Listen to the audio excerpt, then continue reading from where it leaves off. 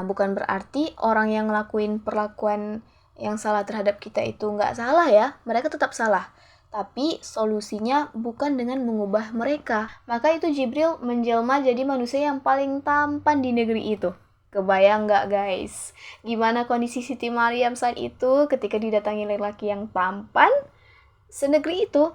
Dan posisinya jomblo pula, ya kan? Ternyata apa? Reaksinya nggak seperti para wanita hari ini yang ketika ngeliat opa-opa atau siapapun artis atau apalah yang tampan gitu kan, udah menjerit tuh sampai nangis. Selamat datang di podcast Cakap Arabic with Dakwah. Jangan lupa subscribe, like, dan share. Semoga bermanfaat. Assalamualaikum guys, kembali lagi bersama aku Wilsa di program podcast Cakap Arabic with Dakwah. Gimana kabarnya guys? Semoga sehat selalu ya. BTW, alhamdulillah kita udah melewati 3 episode dan aku senang banget bisa terus sharing bersama teman-teman dan semoga teman-teman gak bosan ya dengerin suara aku yang seperti ini.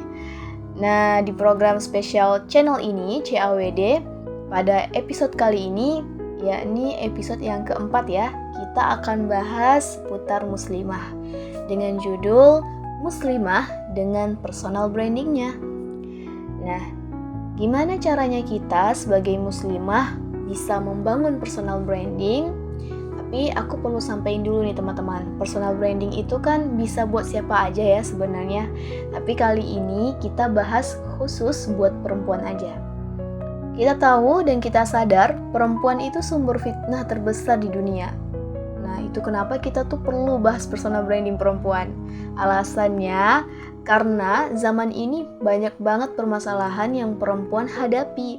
Nah, dalam hal ini berkaitan dengan orang lain di luar sana, seperti lawan jenisnya. Nah, begitu banyak ya, kita lihat banyak perempuan yang disakiti, dilecehkan, bahkan diperlakukan secara tak terhormat. Di PHP-in juga sih sama laki-laki. Ya Allah, ngomong apa sih Wilsa?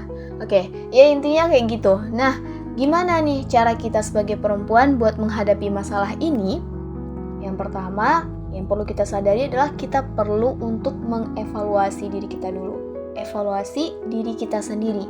Ubah dulu diri sendiri. Nah, bukan berarti orang yang ngelakuin perlakuan yang salah terhadap kita itu nggak salah ya. Mereka tetap salah. Tapi solusinya bukan dengan mengubah mereka.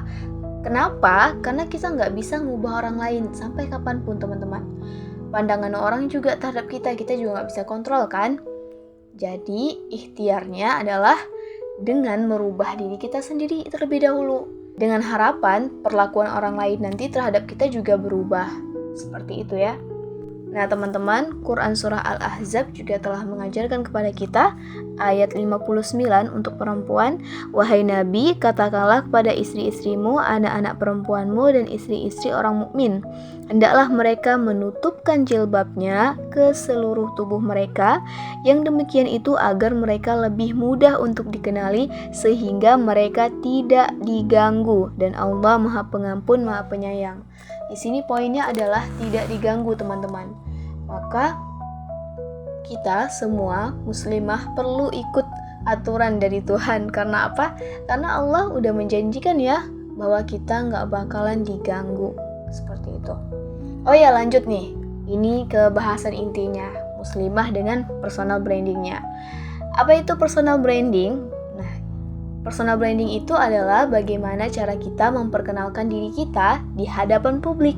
Nah, kita pengen dikenal sebagai seorang seperti apa ini? Kita pengen dikenal sebagai orang seperti apa gitu ya. Untuk itu, personal branding kita sebagai muslimah ada 3 teman-teman, yakni akhlak, skill, dan juga nilai. Nah, meskipun personal branding kita ini sama ya, tenang aja girls, Allah udah ciptain setiap hambanya dengan keunikan masing-masing. Kodrat kita udah sesuai kepribadian masing-masing. Udah Allah desain sedemikian rupa. Oke, kita bahas ya yang pertama, akhlak. Akhlak seorang muslimah itu yakni yang pertama penyayang dan juga ramah teman-teman.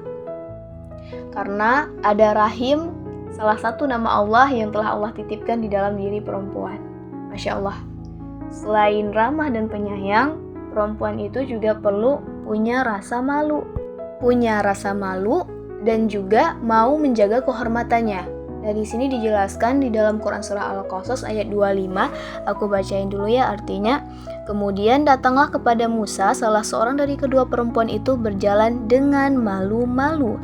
Dia berkata, sesungguhnya ayahku mengundangmu untuk memberi balasan sebagai imbalan atas kebaikanmu, memberi minum ternak kami. Ketika Musa mendatangi ayahnya dan dia menceritakan kepadanya kisah mengenai dirinya, dia berkata, janganlah engkau takut, engkau telah selamat dari orang-orang yang zalim itu.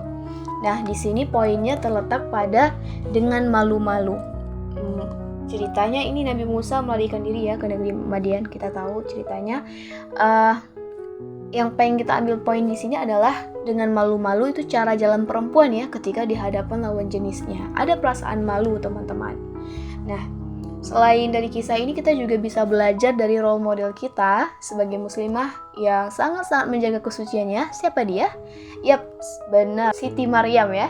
Dikisahkan Siti Maryam ini ketika beliau sedang beribadah didatangi malaikat Jibril menjelma menjadi seorang manusia. Nah, ketika Jibril menjelma jadi manusia, maka itu Jibril menjelma jadi manusia yang paling tampan di negeri itu. Kebayang nggak guys?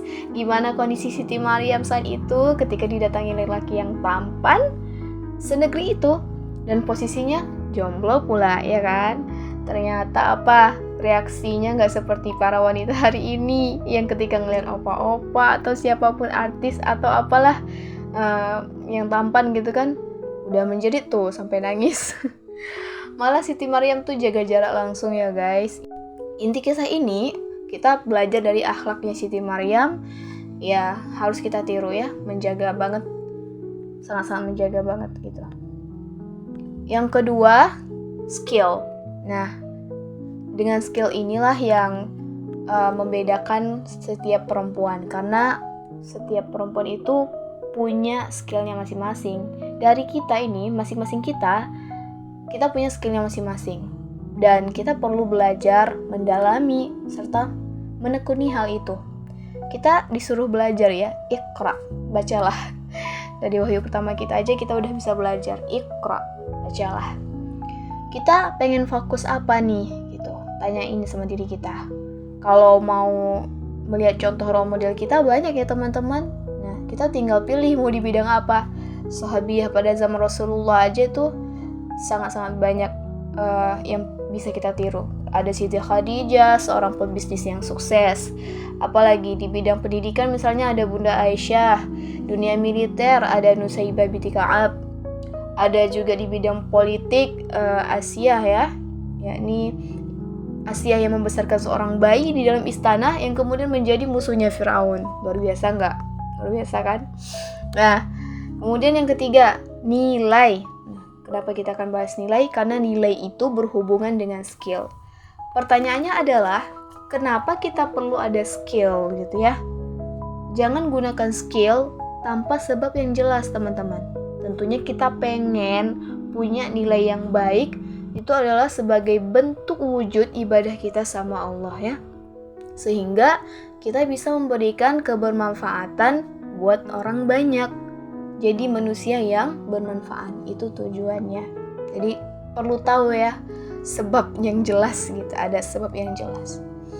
Kesimpulannya adalah tujuan Allah ngatur perempuan dengan 3 hal ini adalah supaya kita sebagai muslimah bisa jadi wanita yang baik, bisa jadi wanita yang salihah.